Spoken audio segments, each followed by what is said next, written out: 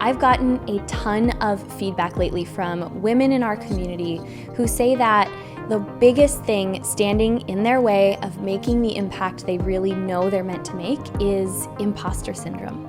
So if you have ever felt like you were not enough or not qualified to pursue that big idea, you are so not alone. But today I'm going to share with you 3 things that have helped me move past this feeling, and also why I think feeling like an imposter isn't necessarily a bad thing.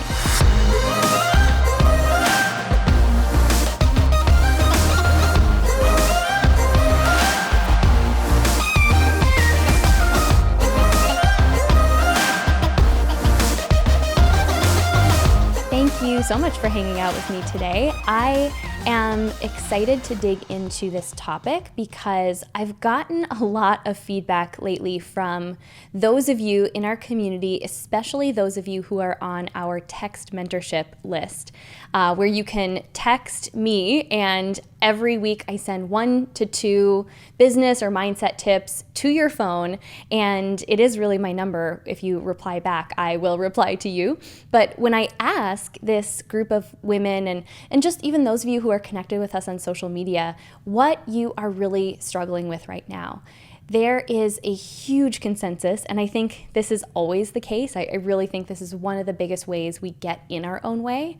But I'm hearing from a lot of you that you're struggling a little bit with imposter syndrome.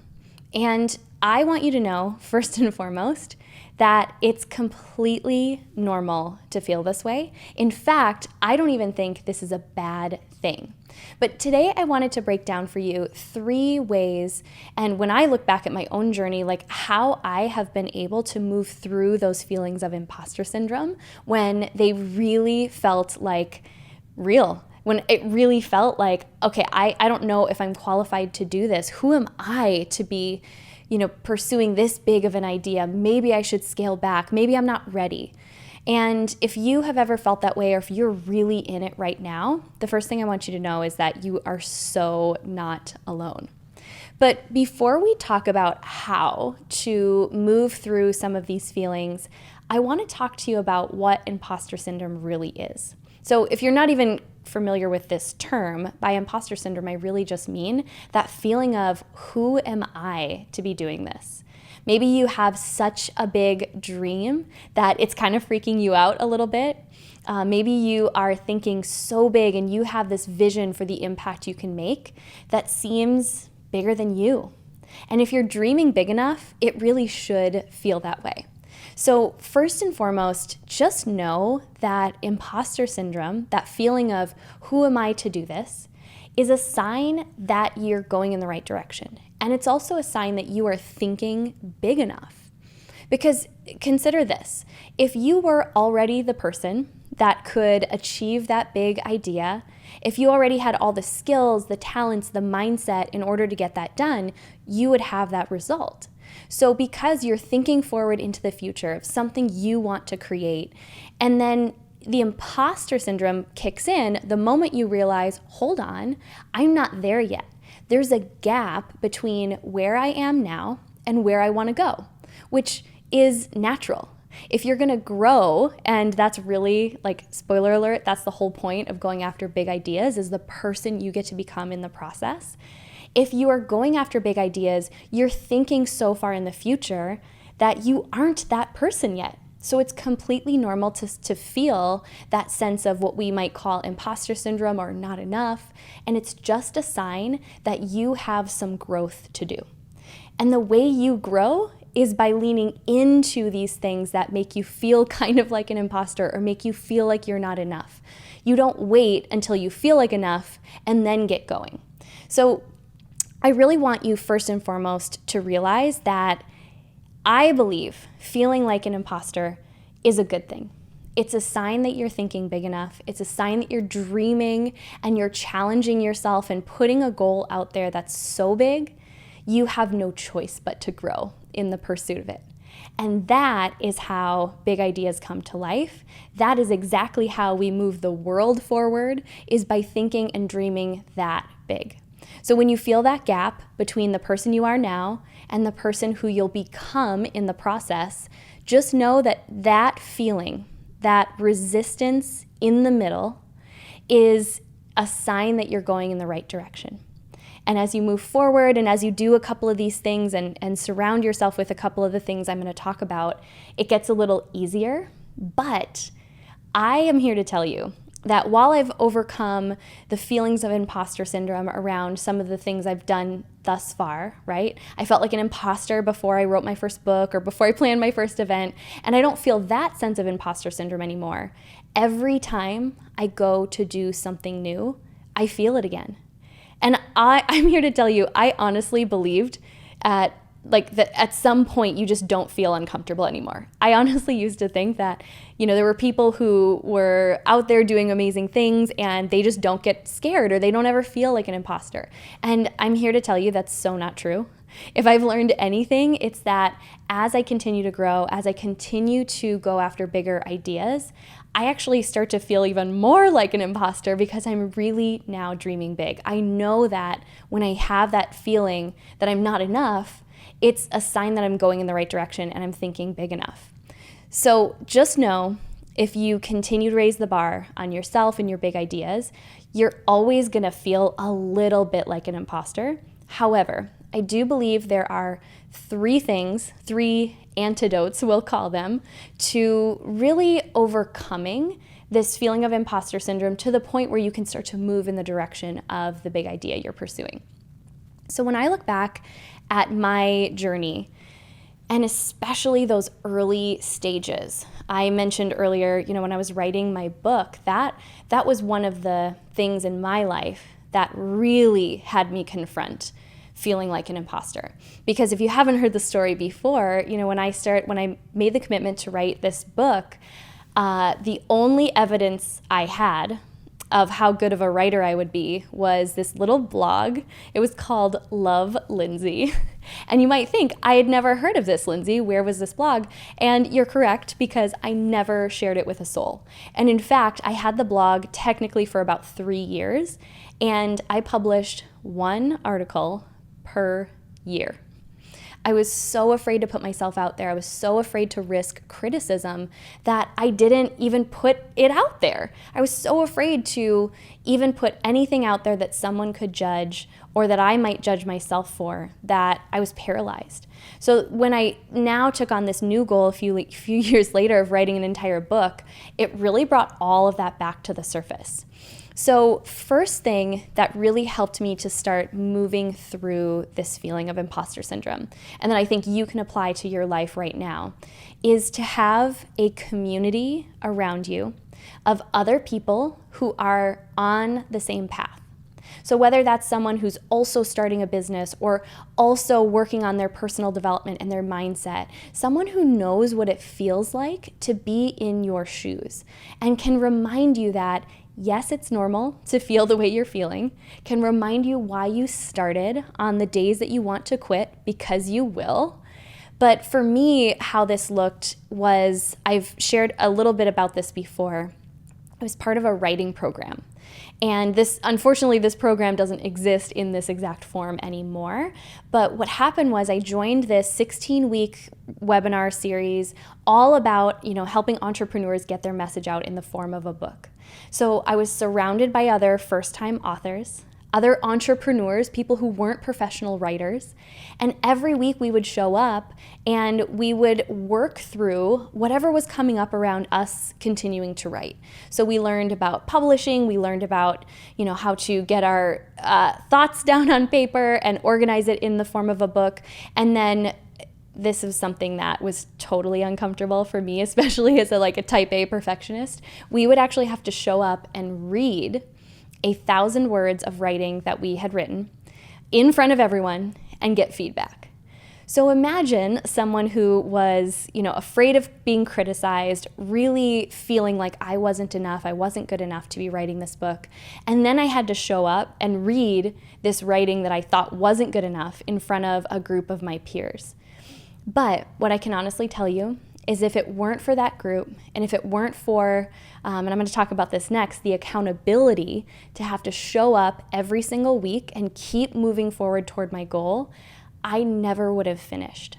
In fact, I wanted to quit, and I had planned like my exit. I had planned how I was gonna just lovingly let the group know, oh, this isn't a good time for me. I've just got a lot going on. I had planned out the day I was gonna quit. And I'll never forget, I showed up and I committed I would at least show up to the call, and I would tell them in person that it just wasn't a good time. I was gonna have to come back to this book project later. And I show up on the call and I read my 1,000 words, like feeling so uncomfortable because I'm like, I don't want to be doing this anymore. And that day, I think I made 3 of the participants cry, like in a good way. They said, Lindsay, we need you to finish this book. I need your book. I need you to remind me of all these things you're writing about. And I remember being so pissed. Like I was ready to quit. I was ready to give up on this big idea. And if it weren't for those women, the community of others who were on this same journey with me, reminding me that it wasn't about me, it was exactly about who I was going to serve in the process, I never would have finished that book, Powerhouse Woman. And what you see today, as far as this podcast, our events, our community, wouldn't exist. If it weren't for community, I never would have gotten out of my own way. So that's number 1.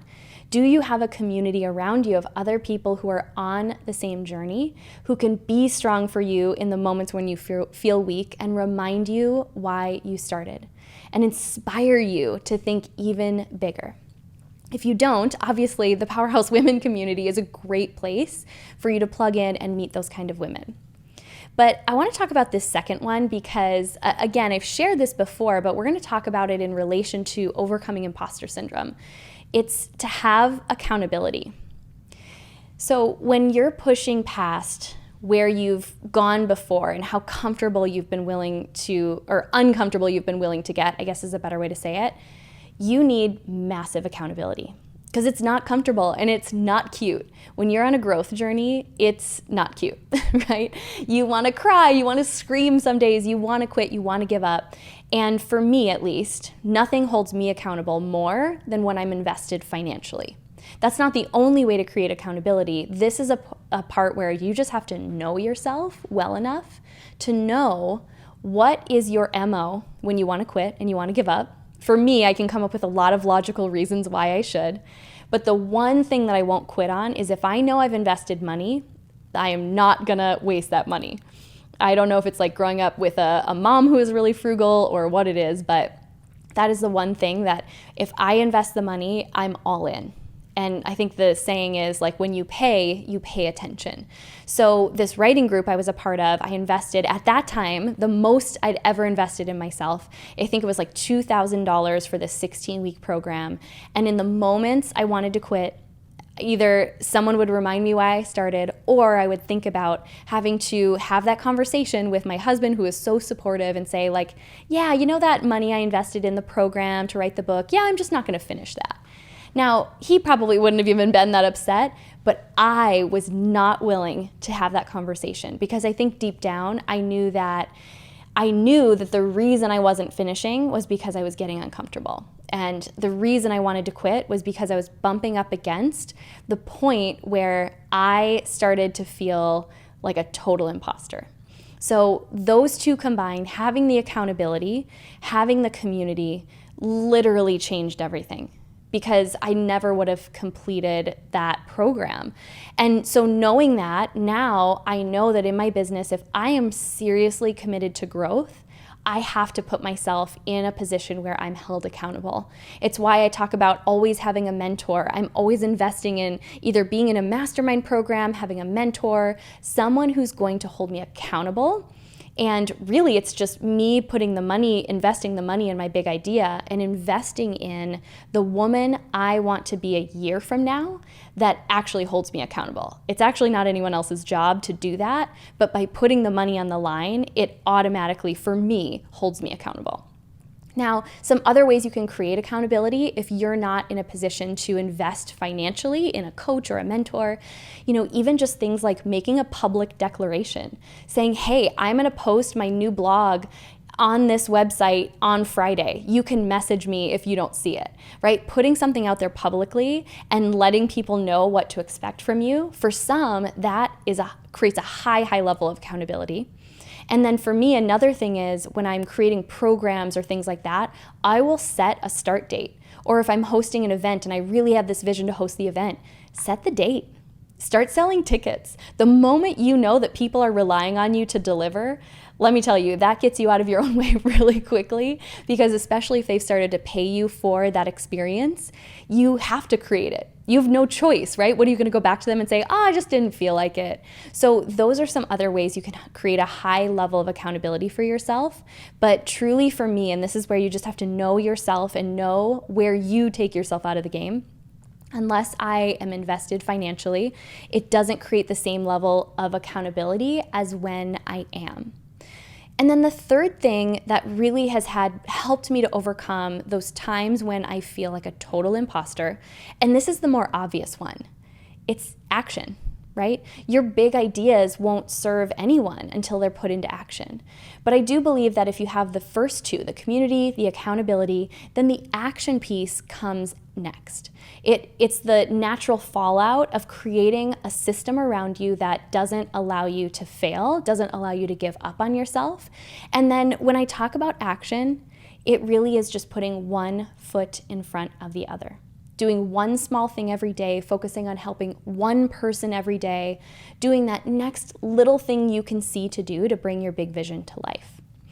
So I would love to know which one of these three, community, accountability, or action, do you really need a dose of right now? Which one are you missing? Which one do you feel is the key to you bringing your big ideas to life? You can connect with us on social media. You can find me on Instagram. All of our social links are linked in the show notes.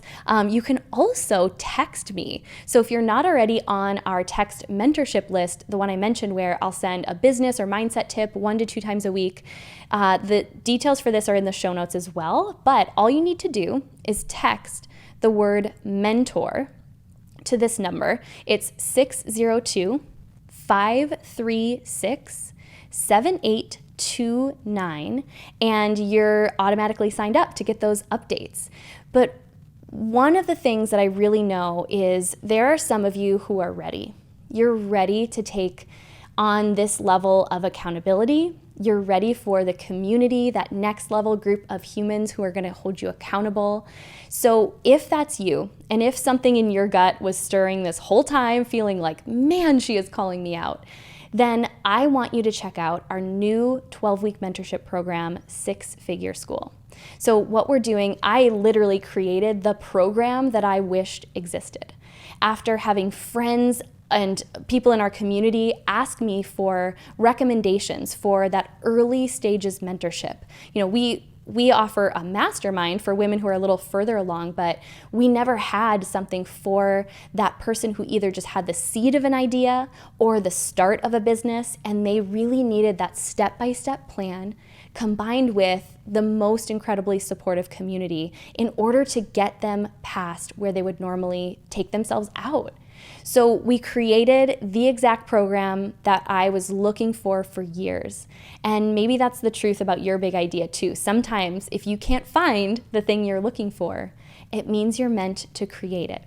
So you can find all of the details at join6figureschool.com, but this 12-week experience kicks off really soon. So depending on when you're listening to this podcast, we may not have any spots available. The doors may be closed for this time around, but I want you to know that if you have a big idea burning within you, that if you know that in order to really get out of your own way, it's going to require a high level of accountability, you will not find more resources, a clearer step-by-step plan, and more support in order to shift your mind to align with the woman you know you're meant to become than in this program. I am so proud of it. We put a group of women through it this summer, and their results have been incredible. So I hope you'll join us. Just go check it out at join6figureschool.com and let me know how I can come alongside you and support you to move past any feelings of imposter syndrome that are currently threatening to stop you from making the impact you know you're meant to make.